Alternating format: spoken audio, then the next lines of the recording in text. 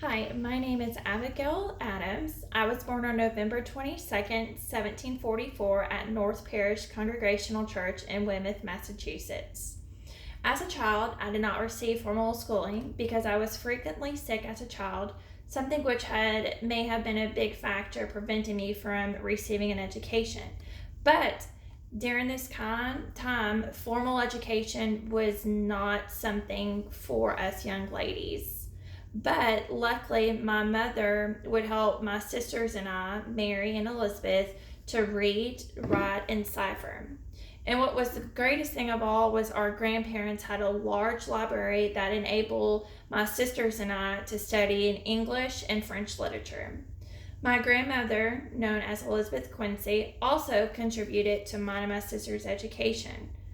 As I was growing up, I would sit around with my friends and read to help further my education. I am the wife and closest advisor of John Adams. John and I have a total of 6 children. We have Abigail, John Quincy Adams, Grace Susanna, Charles, Thomas Adams, and Elizabeth, but she was unfortunately a stillborn. Some would say that I was a founder of the United States and was designated as the first Second Lady of the United States. Believe it or not, Barbara Bush and I are the only 2 women to be married to one U.S. president and mother of another president. John and I were separated a lot, so I would write him letters while he was staying in Philadelphia, Pennsylvania during the Continental Congresses. John would write me back and sought advice of many matters going on. Our letters were filled with discussions on government and politics. Some would say my letters would be eyewitness to the American Revolutionary War. While John was drafting the Declaration of Independence, I wanted him to remember us ladies, but he thought that it was a joke and did not take me serious. When it comes to slavery, I believe that it is something that is evil and a threat to American democratic experiment.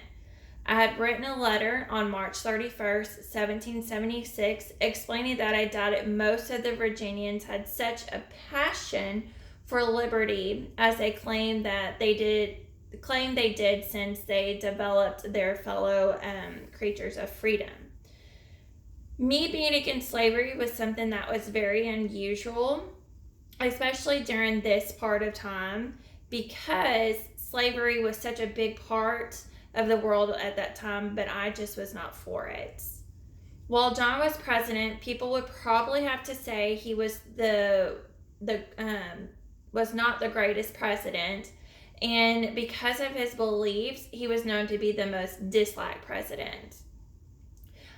I would love to be remembered for women's rights, a vital confidant and advisor to my husband, John Adams, and most importantly, that I opposed slavery and supported women's education.